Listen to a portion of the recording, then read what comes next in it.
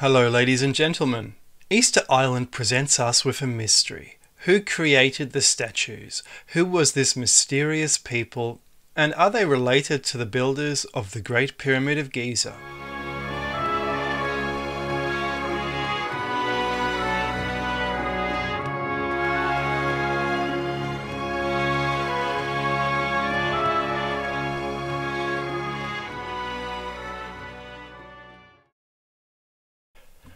One of the greatest explorers of Easter Island was Tor Heyerdahl. Heyerdahl is usually described as an ethnologist rather than an anthropologist, as he was obsessed with tracing the trans-ocean migrations of ancient peoples.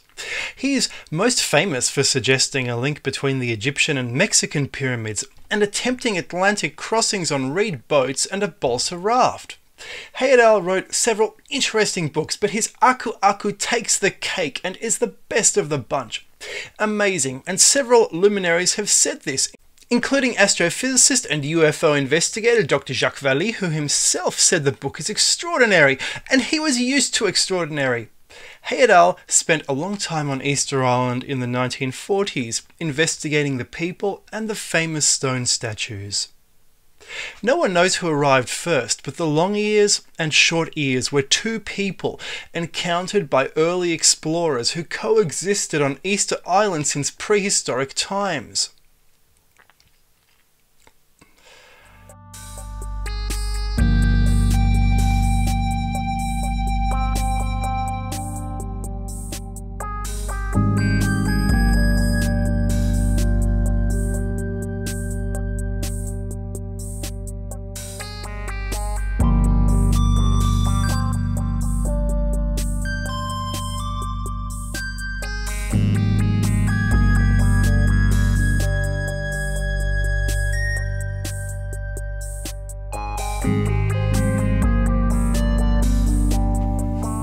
The long ears were defined by an elongated hole they made in their pierced ears. It was a badge of their aristocracy over the short-ear slaves. For centuries, these people coexisted in peace, initially maintaining the purity of their line, but later intermingling to a small extent, although this seems to have been frowned upon, as it would have broken the power of the long ears had their lineage become corrupted. No one knows how it happened, but according to legend, during possible famines in the Little Ice Age, the long ears' power was broken. Their numbers were dwindling. They ordered every short ear to pick up rocks on a remote peninsula and throw them into the sea to create more agricultural land. The short ears said no for the first time in 1,000 years. And they rebelled. In a panic, the long ears fled to one of the remote peninsulas of the island where they had a fortress.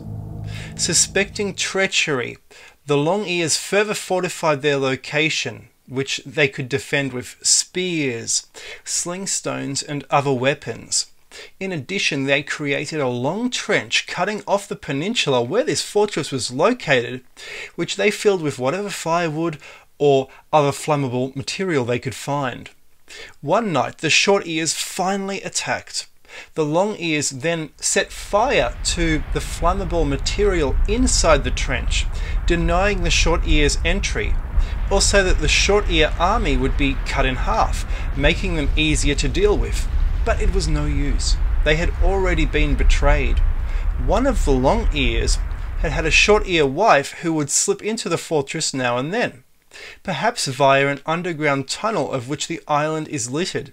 The short ears slipped into the fortress and massacred every long ear except for one.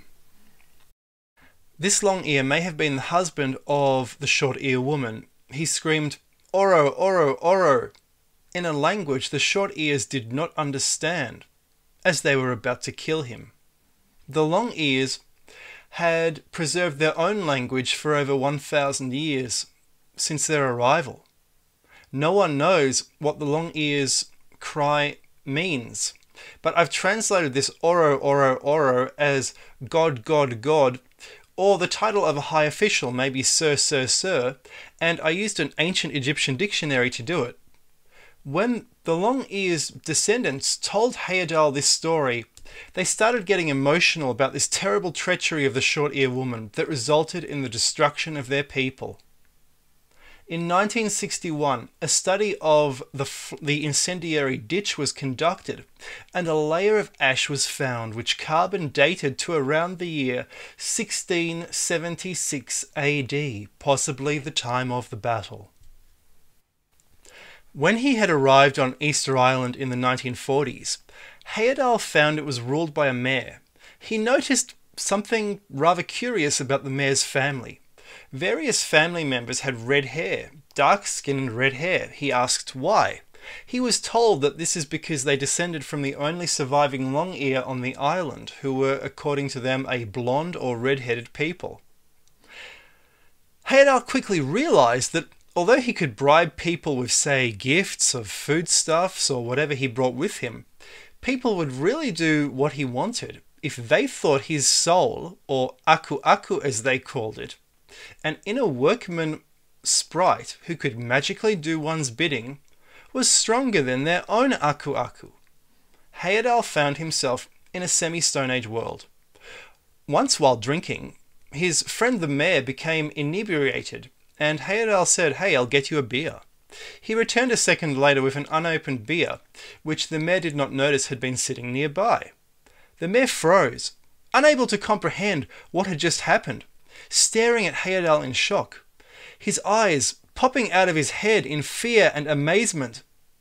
Heyerdahl quickly grasped that here was his way into the aristocracy of the islanders' Stone Age world. "My AKU-AKHIVI," Heyerdahl said, and smiled knowingly. The mayor stared in wonder and said, "Indeed, you must have a very powerful AKU if he even brings beer for you." The mayor then began to moan and lament why he too could not have been born with an AKU-AKHIVI powerful enough to fetch a beer for him. Heyerdahl was basically considered by the islanders a viracocha or long ear, and he used this to manipulate these people into doing what he wanted them to do, almost take control of the island. He had them hand over family relics for a museum in Norway. Once, he accidentally did this to a witch doctor and his family, who tested him with a variety of questions, moving towards him threateningly as he stumbled with his answers, about to kill him for his impertinence. This family were also judges of the island with power of life and death. Isolated in the wilderness, he realized his dangerous position. In one test, he was given a box. "What is in the box?" "Ask your AKU-AKHIVI," they demanded of him. Heyerdahl guessed 3 times, wrongly. His first guess was that it was a feather or headdress, so he said in Spanish, "con pluma," with feather. They opened the box, and they showed him it was a wooden book written in rongo-rongo, which is the Easter Islander writing, with a stylus in ink on wood. They were now moving in, about to possibly do him some harm. And then he remembered that feather and pen were the same word in Spanish. So, as well as feather, he had said with pen in Spanish. His first answer had indeed been correct. He screamed this out. They realized their error, altered their countenance, and sat down, accepting that Heyerdahl's AKU was immensely powerful.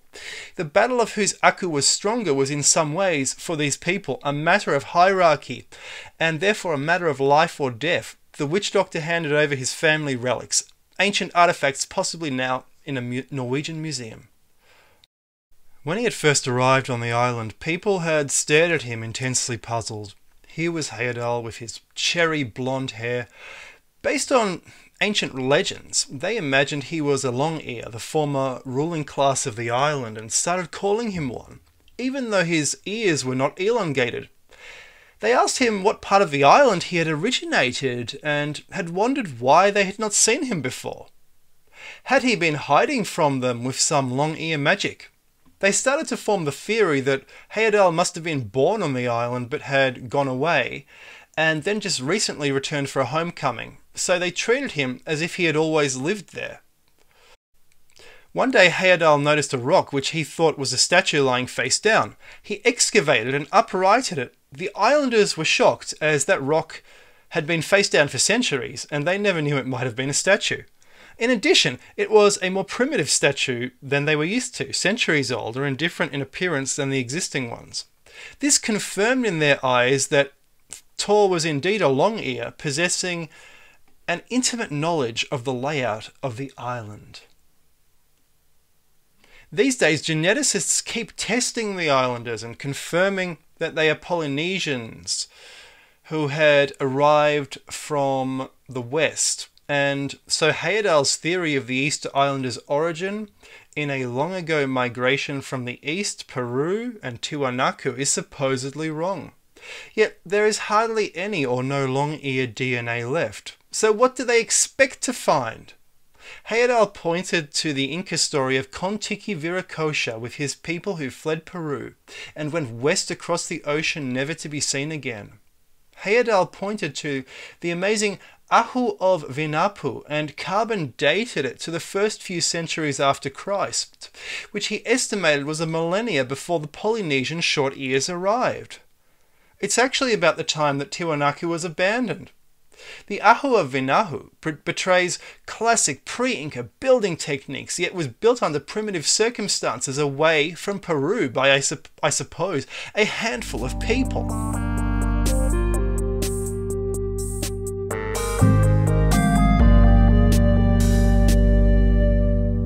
Heyerdahl came to the conclusion that blondes must have at one time originated on the island, and that they were the long ears.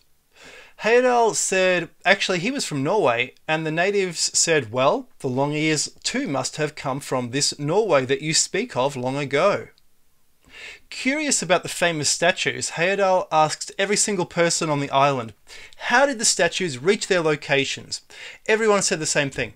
They walked, but could infuriatingly explain no further. Now, Heyerdahl teased the mayor in order to extract ancestral information about this. He told him, the short ears claim they built the statues. What do you say to that? The mayor erupted in fury. It is not true, he shouted. They lie. It is we, the long ears, who built all the statues. Interesting story, said Heyerdahl, but can you prove it? Words are cheap. Of course we can prove it, screamed the mayor, insulted that he was not believed, and that the short ears should peddle such lies and steal the historical glory of the long ears. The mayor slammed the beer can down on the table and for once started to show considerable energy. He rounded up his extended family of long ear descendants and they got to work. They went to a quarry and started carving out a statue from a rock. In order to make the arduous work easier, they started to sing songs as they hammered to a rhythm. They explained that these were stone-cutting songs sung by their ancestors to pass the time while cutting the rock. When they had carved out the semblance of a statue, Heyerdahl demanded to know how they lifted it up. They showed him. They levered it up and, raising it into the air, quickly placed small pebbles underneath before levering it again and repeating the process. Heyerdahl then asked how they transported the statues. The statues walked, they all said. Heyerdahl found the natives petrified by the concept of the Akhkhu. The Akhkhu is a ghost, but it is also a soul.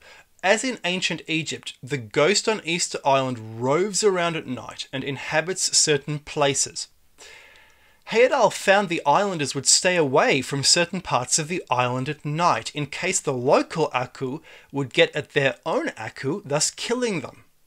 This had apparently happened many times, and Heyerdahl was warned where to stay away from.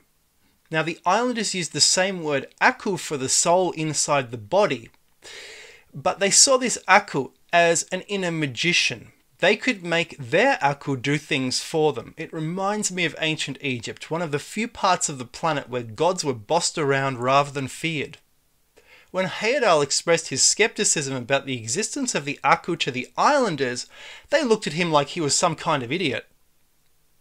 If someone could perform a task that others could not, the islanders didn't think the person was more intelligent, but thought that the person's Akhkhu must be stronger. Also, someone could simply kill another person using one's Akhkhu. The Akhkhu was given the command and it could go and attack the other person's Akhkhu in the night, getting rid of them. It's like the misconstrued idea originating out of ancient Egypt of the mummy, but actually just the spirit wandering around at night. Akhkhu is an ancient Egyptian word which means light god, and it has other definitions in related words which mean spirit. By light god, I think they mean orb. Controversial, yet obviously the phenomenon of imagining orbs, even if they are not real, obviously exists. I have found the same word in many other cultures, such as the Sami of northern Scandinavia, where the word Akki means spirit.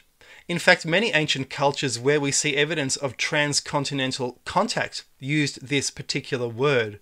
I think it's a sign of the worldwide redhead travellers. The orb is seen today as a travelling spirit, a soul, and also a ghost at the same time. Did ancient Egyptians have similar ideas to New Agers today? Now, the name of this platform is AKU-AKHIVI, which of course automatically means the statues on top of the platform are some kind of spirits. The name of the Great Pyramid in Egypt, by contrast, is AKHET KHUFU, translated as Horizon of Khufu, but that is a very bad translation as it makes no sense to us. Translations should make sense, or they are actually merely transliterations. The long ears were world travellers. They certainly had a home in Asia, and Buddha is sometimes depicted as a long ear. The Egyptian pyramid builder here sits like Buddha. Both Asia and Egypt also loved the lotus flower. The Giza builders were also world travellers familiar with pre-Inca construction techniques. The place Hayedal suggested the long ears of Easter Island originated. Is this a coincidence?